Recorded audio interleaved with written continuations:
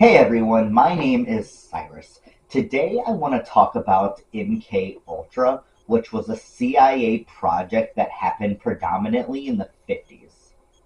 It started in 1953 and ran through 1972.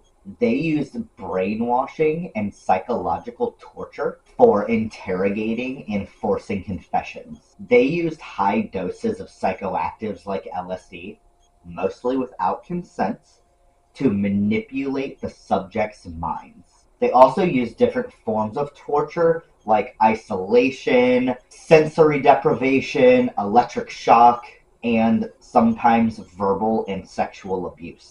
By the way, they didn't only use US citizens, but they also used Canadians. The CIA supposedly had over 80 fronts that were under the guise of research for these experiments. Now, like most experiments, the beginning stages of this did not start here. They got the idea from somewhere else. Where was this place, you ask? Concentration camps in Nazi Germany. The Nazis wanted to create a truth serum, so they used Jews, Russians, Polish, basically just random prisoners of war for these experiments. MKUltra was a continuation of this.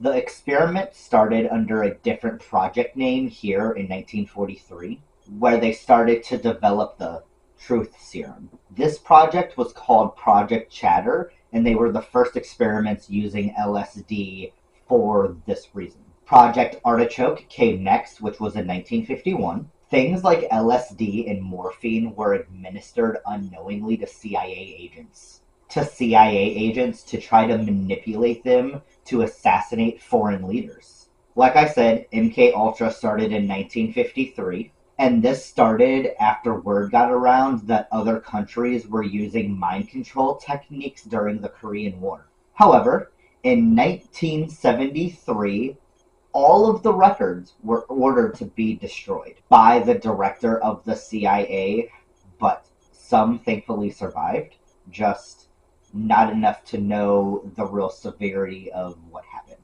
We do know that there was at least 150 sub-projects of MKUltra that was funded by the CIA. The CIA used approximately $87.5 million for these projects also.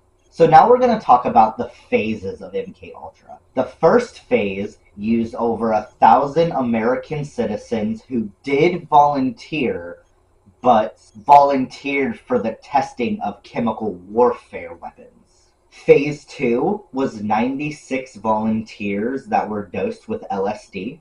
Phase 3 dosed 16 people with LSD without their consent and then interrogated them. The director of the CIA spent $4.2 million in the 50s on every single dose of LSD the guy that created LSD made. And for the program, they often used lesser people like prostitutes, homeless people, and drug addicts for these experiments. The military members that they used were threatened with court-martials if they told anyone.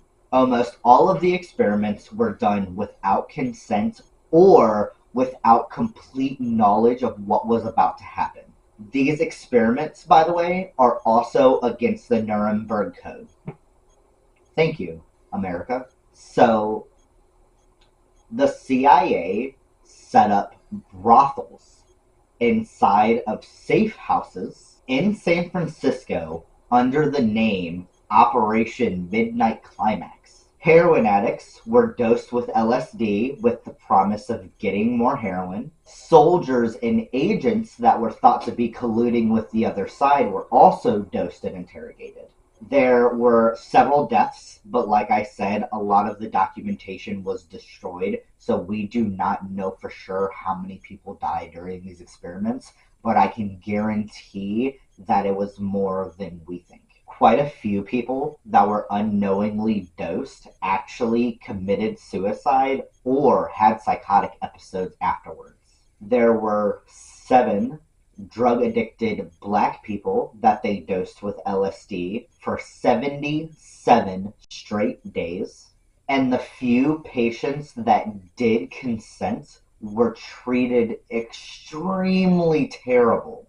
Also, I didn't say this, but in West Germany, Japan, and the Philippines, the CIA actually set up black sites, otherwise known as detention camps, to perform this human experimentation while on psychoactive drugs. And this is just one of the many mind control experiments that the CIA has performed. Those few people that did have the courage to come out about this after it happened were said to be emotionally crippled for life and beyond repair. The fact that our government knowingly did experiments like this but condemns other countries that do less is just crazy to me. I wish that there were copies of these files, and I am really interested to know exactly how deep this goes and if it indeed has still continued. Listen, I'm not saying that it's true, but I have seen and heard Project Monarch quite a few times. And if you type it into Google, the first thing that pops up is Kathy O'Brien's Wikipedia, which I know is not the most reliable source for information. But go ahead and give it a read and just let me know what you think, because in the year of 2025, know the United States government well enough to not put it past them to still be doing this. So I just want to say thank you. I appreciate you still being here, and I hope you give me a like, give me a subscribe, drop a comment, and stick around for the next video. See you later.